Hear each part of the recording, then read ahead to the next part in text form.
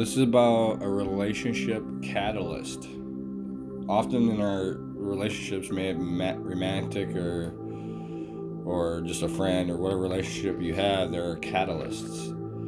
So this question is about the catalyst. We know from Ra that a catalyst, unused mental and emotional, manifests in the physical body as an ailment. I'm experiencing a repeated pattern of pelvic misalignment and a lower back pain. I see that the cause of it lies in my difficulty in expressing my true nature, which is love, compassion, and appreciation towards other selves or other people.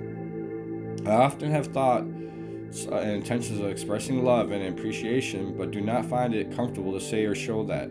It produces conflict within. Positive energy wants to be expressed but can't. The pelvic area and the lower back is within the second chakra influence. In the emotional body, the chakra is concerned with the relationship of self to other self. This is my line of thinking. Would you be able to confirm that this line of thinking, or am I off here? If we agree with this interpretation, would you comment on spiritual principles involving in this difficulty for me to express positive, loving energy through true self outwardly? Quo. We are those of the principle known as you, as quote, we greet you in the love and in the light of the one infinite creator, in whose service we come to you in this evening. Thank you for calling us to this meditation group. It is a privilege to be called, and we are delighted to speak with you concerning catalysts and illness of the physical body. First, however, as always, we preface our remarks by requesting that each of you who listen to or read these words will use your discrimination and your powers of discernment to take those things from what you say that seem good to you to work with and leave the rest behind. It is impossible for us to hit the mark for each of you with all our words, so we ask that you choose among them for those that resonate to you. If you will do this, you will feel much more comfortable about sharing our thoughts without being concerned that we might in some way infringe upon your free will or disturb the rhythm of your spiritual walk. We thank you for the consideration. Each of you is possessed of a physical body and a body connected with each chakra. This gives you a sensitive and complex set of vehicles which express various levels of your energy. Further, you have access to guidance and help from your higher self, from those angels and the inner guides who have been attracted to you because of your spiritual essence, and from a spiritual as a whole. That is to say that the entire universe vibrates in a symphony with you, and depending upon that which you choose upon which to expend your energy, the creation itself responds to the expenditures of your energy with an answer that is harmony and congruent with your energy. Consequently, perhaps the first thing that we would say is that when you are looking at the interaction between your thoughts and feelings and a physical illness that is manifested is not simply a model such as psychologists would offer you. The psyche and the somnia, the mind and the body, or the emotions in the body, is a complex system of bodies expressing the levels of your essence from the very top of your personality, the impulsivity, the spontaneity, the moment, down through various levels of your energy expenditures into the very roots of your consciousness, and beyond that, into the energy of your soul stream as a whole. Therefore, it is improbable, if not impossible, that the simplistic concept shall be proved to be the reliable answer when it comes to the connection between mind and your body, or emotions and your body. We do not discourage you from making, for instance, the assumption that because the portion of your body that is affected is in the orange ray chakra area, that there is something to do with relationships within the mind and the emotions that is affecting the body.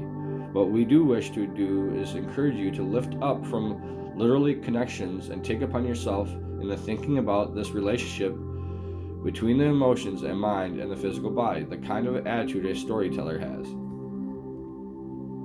When a storyteller is telling a story, there's a part of it, perhaps the backbone of it, that is literally so. But there are other elements in the story that create of it a tall tale, or a yarn, as the saying goes, a tale that has been embroidered to emphasize certain aspects. It is helpful to tell yourself the story of the illness that you seem to be experiencing. It is helpful to relax the mind, imagine yourself sitting at a campfire and telling the story of this to someone else in such a way that it catches some of the mystery that is between the lines of mind and body. For that which is inner to you is not simply mind, is not simply that which cannot commute. As this instrument would say when speaking of a computers, is not a tool only for intelligent thought, logical ramifications, and the use of logic. It is also a mind that has tremendous access to intuitive and insight, to poetry, to the melody of your life, not simply the words, but the song of it.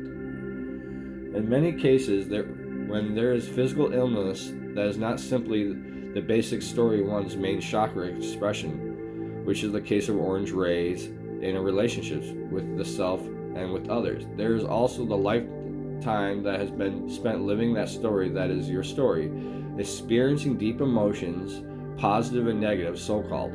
There are tears in that story. There is laughter. There is heartbreak. There is suffering. There are all the interior processes that make of you a unique being, responding to the catalyst of the incarnation moment by moment in your own unique way. No one else in this creation shall respond just as you do. Your energy expenditures are your own choice. As you mature in the spiritual life, they become more and more distinct as you shake off the culture conditioning of what the instrument would call the buzz or the matrix that engulfs those about you and in you in its grasp.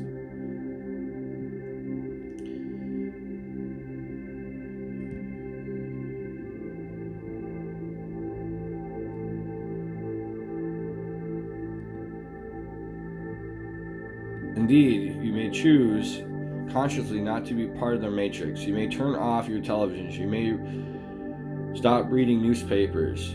And yet, because of the fact that you are a social animal and your life revolves around relationships, as you go about your daily business and do your errands and purchase that which is you need for comfort and the necessity of life, you pick up on the buzz and the matrix. It is everywhere. Even if you eschew human society altogether, it shall come to you in the shape of your own issues, your own inner tensions and dynamics. In other words, your own ways of expending energy, psychic energy, intellectual energy, emotional energy, and spiritual energy. You notice we do not speak of physical energy, although this certainly is a type of energy, because of the fact that your query has to do with the probable or possible effect of inner work upon the physical vehicle and its wellness. In the course of a lifetime, there will be repeating lessons.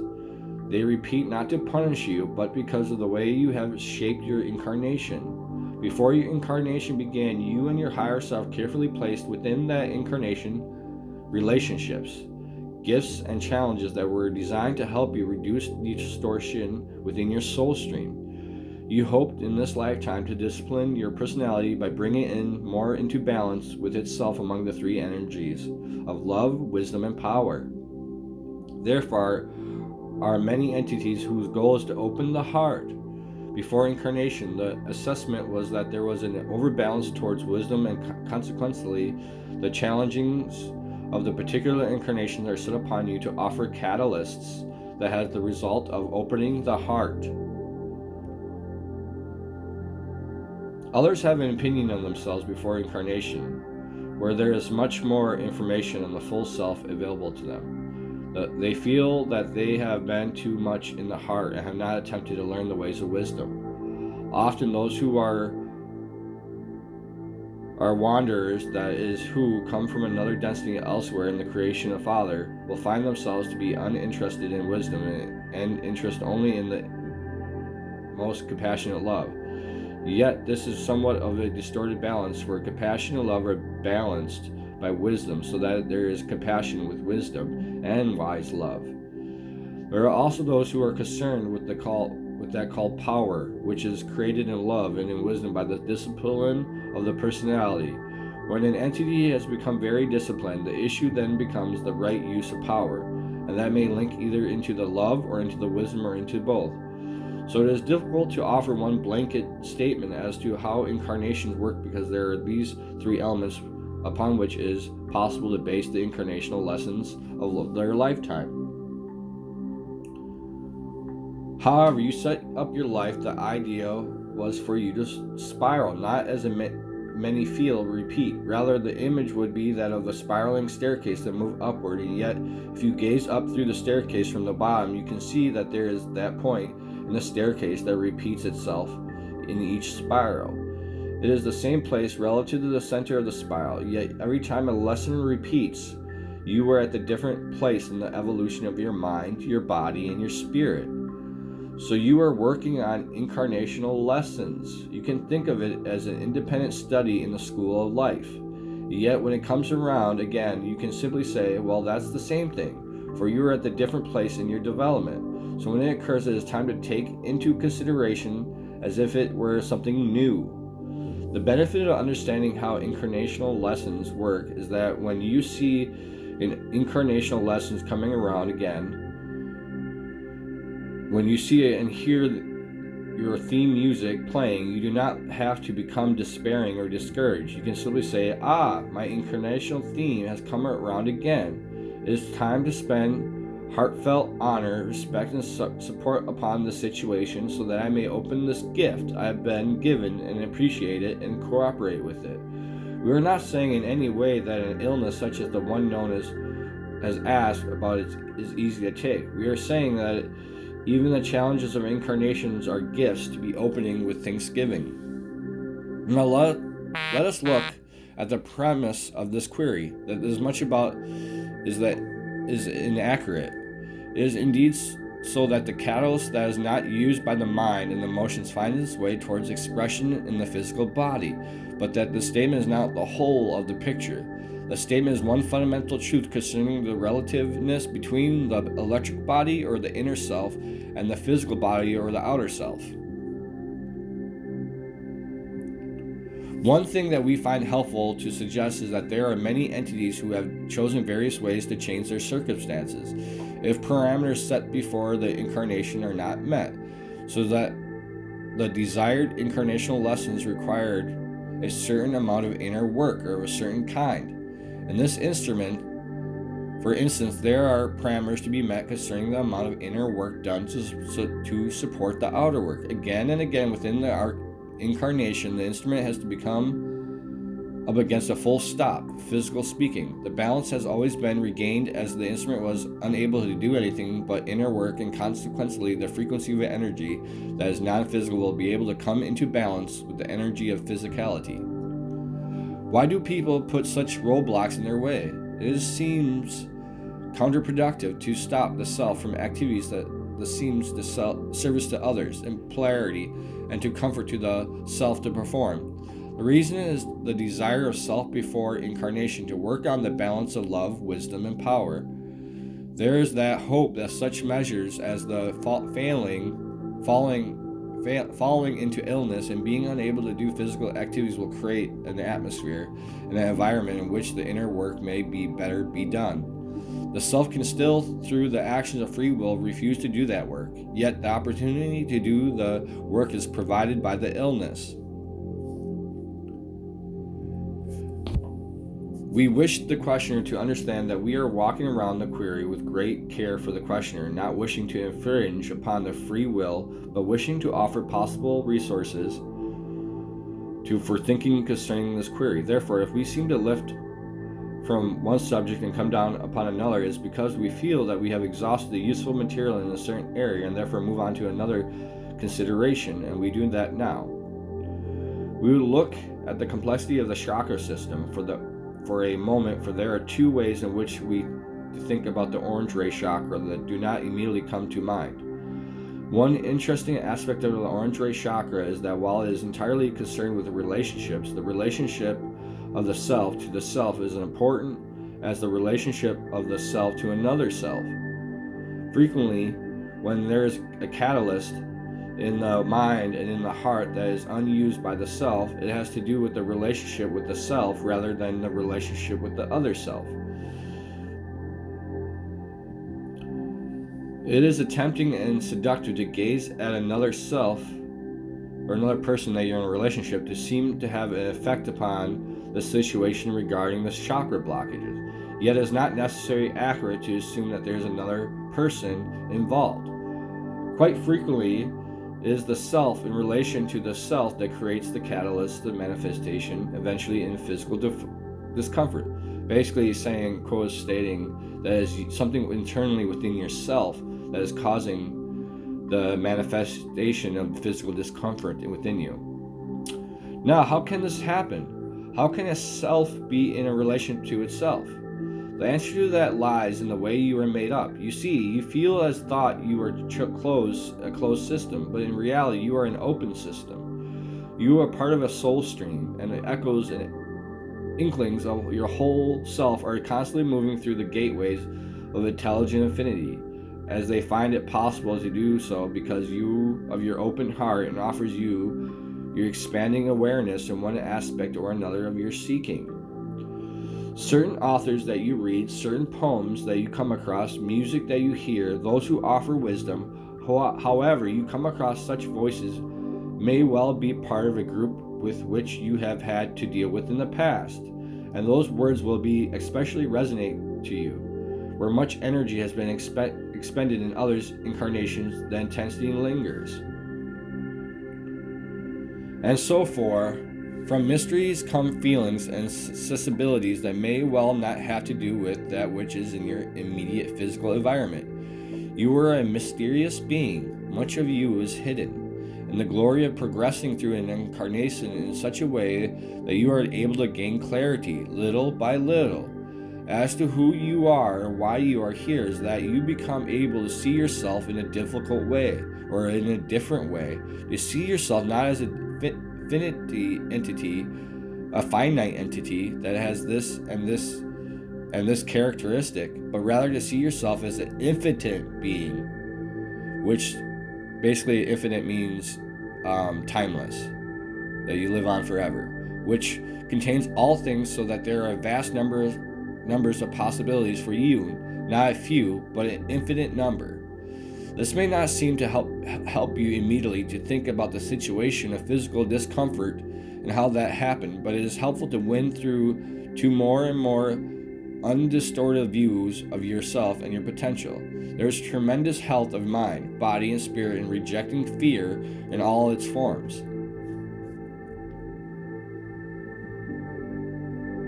As this applies to the orange ray chakra and to the relationship of self to self, so as he's talking about the navel chakra and basically how it affects you and how you affect yourself. You may see yourself as an entity with many voices within her. There's the voice of your mother, there's the voice of your father, the voice of your teacher, and another teacher, and yet another, a voice of a friend, a lover, a mate, and a child. He's talking about we are programmed in growing up since we were born with, and different people put these different words or ideas into our mind. I call them programming. I'll continue. All these possibilities are valid for you. They feel like your own voice. They feel like your own personality, but you have instead learned them because they were in your ear for long enough for you to begin internalizing others' entities as concepts of you, other entities' opinions of you. It is not a small thing when someone disrespects you. If there is a parent in your ear saying you are no good, you'll never be worth anything, you never get it right, that will hurt you each and every time you internalize that voice. Those are the voices of fear, and they are not accurate. Saying those are fear speaking, that programming of fear into you, and it's not accurate for your true self. Each entity has dignity, integrity, and selfhood that is excellent. The voices that try to tear away at the concept of self, and that sees and respects the self and loves that self, are deleterious to the wellness of the integrated mind and body and spirit. And this is why we speak of fear and love, for those voices of fear need to be forgiven and allowed to leave, gently but firmly. When a thought as to one's unworthiness, foolishness, or stupidity comes into mind, remove it, knowing it's not accurate. Basically, it's like quote stating, remove thoughts of unworthiness, foolishness, or stupidity when it comes to your mind. Remove the negative thoughts in your mind, because for they are inaccurate. You're an infinity being. Continuing. There is an activity that we would recommend highly as you work to clarify your understanding of yourself, that is attention paid to the present moment. Watch yourself through your day. When you see that something has triggered an impulse in you, pay attention to that trigger. The triggers are a sign of unexpressed pain. Somewhere towards the end of the day, find yourself a little time and a little space so that you may think over the day and ponder each trigger that moved you. Say you had a reaction of irritation and impatience. This kind of reaction occurs when you strike something that is buried within you, that has caused you pain. To each observing soul within this incarnation, the rest of this world is as a hall of mirrors. It helps you see yourself. When you reach to someone else's behavior, when you react to someone else's behavior, you are reacting to that because you had not found it within yourself. You have not forgiven it in you. You have not asked it to work within you for the good, for the light, for the love of the infinite creator. And so it remains in your shadow, uninitiated and unrecognized.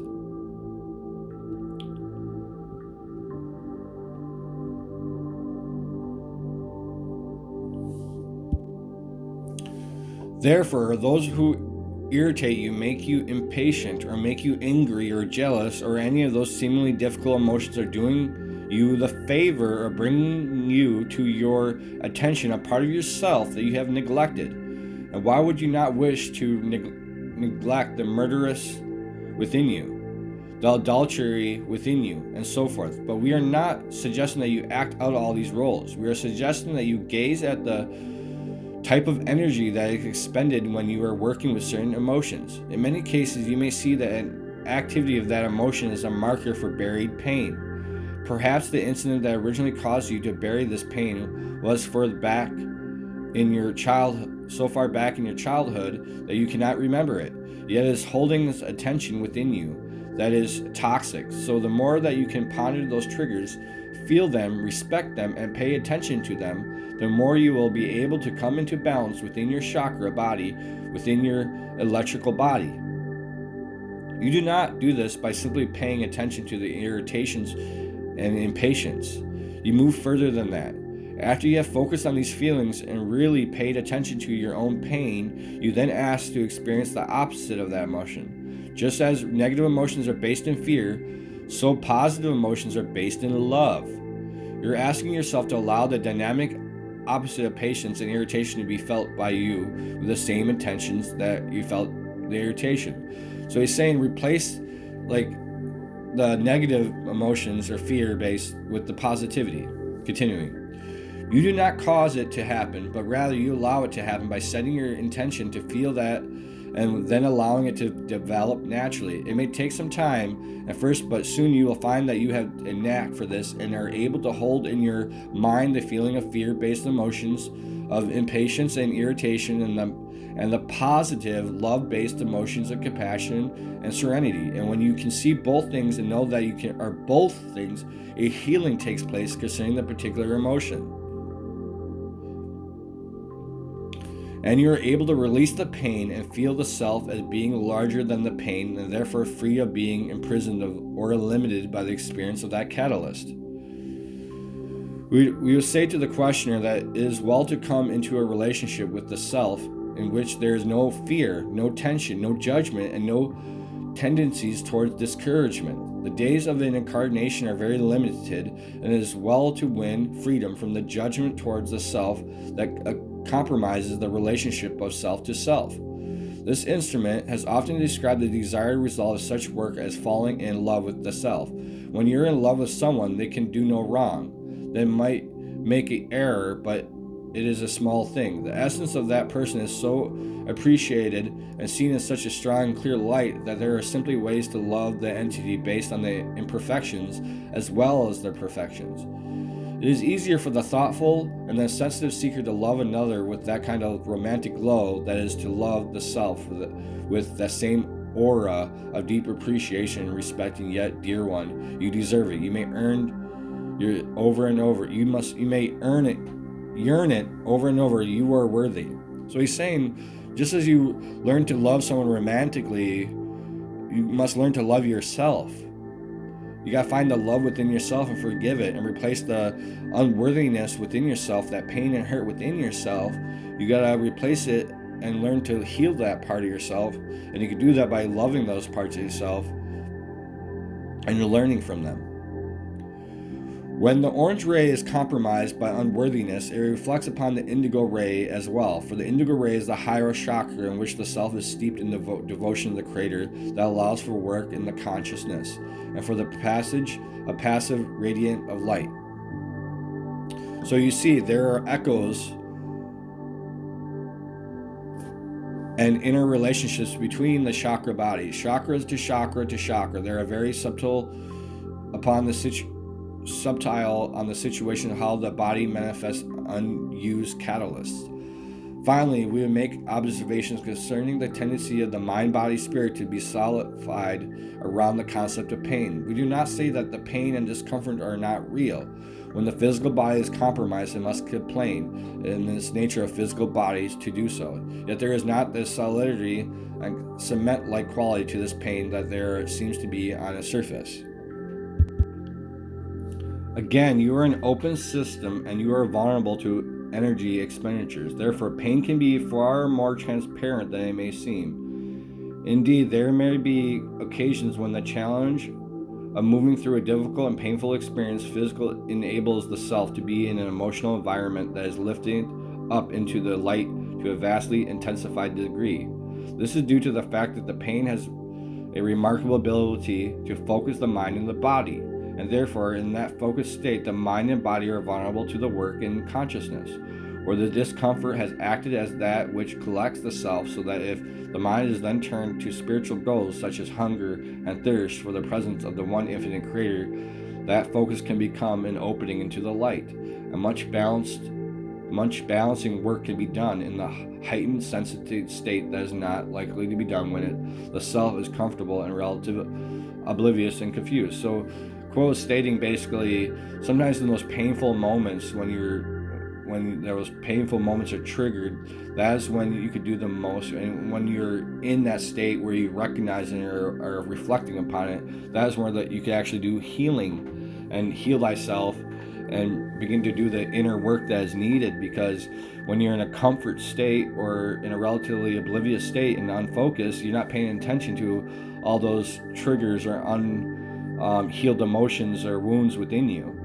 And so sometimes in that discomfort mode, when you're in that painful moment, that pain has a remarkable ability to focus the mind and the body. So basically, quote saying, learn from those when you're in that heightened state. So I'm continuing. Such as the subtleties of the gifts of discomfort of the physical type or the emotional, mental, or spiritual type. Above all, my sister, we would say to you that there is no punishment involved in physical discomfort or emotional pain or mental anguish or spiritual dark nights of the soul.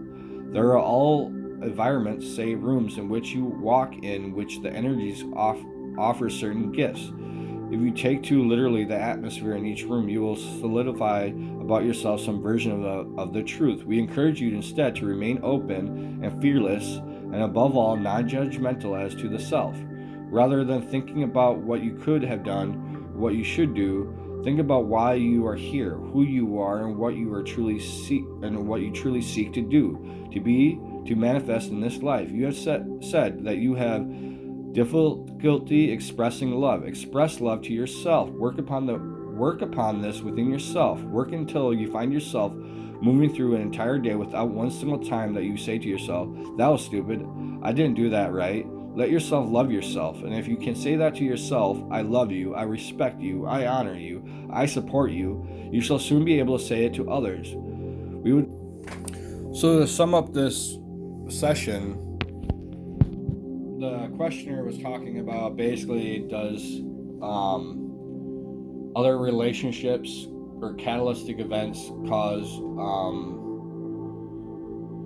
ailments within the physical body, and yes and no. They some catalytic moments can trigger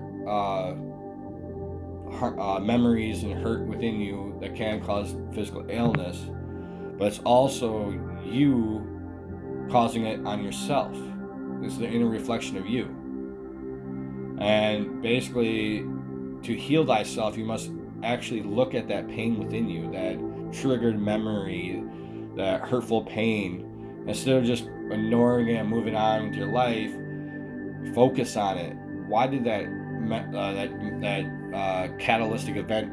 What did that catalytic event cause you in your life? Like, why did you break up? Instead of you looking at the person, this hypothetically breaking up with you, what did you do to cause that person to break up with you? If that person caused you hurt and pain, what hurt and pain did you cause them to trigger them to show you hurt and pain? It's all about inner reflection and healing thyself. And if you have any physical ailments like lower back pain or pain throughout the body, it can be a manifestation of unhealed emotional trauma or wounds within your body. I'm not no expert on this field. So you gotta learn to take because in this world we are here to grow and evolve and become the best versions of ourselves, and learn to take every situation that comes as a lesson or a blessing. And you could take some of your most painful moments and turn them into blessings and lessons and learn from them and heal from them. But it's up to you. Do you choose to heal, or do you choose to ignore? Do you choose to ignore in the quote material? Those catalytic events will just happen more and more on a repeating pattern until you choose to deal with your inner work. So guys, I wish you the best, and hopefully you found this information helpful. Please like and share, and help others. If you can heal or help yourself, share this information with others so that they can help you heal themselves as well. God bless you guys. I wish you the best.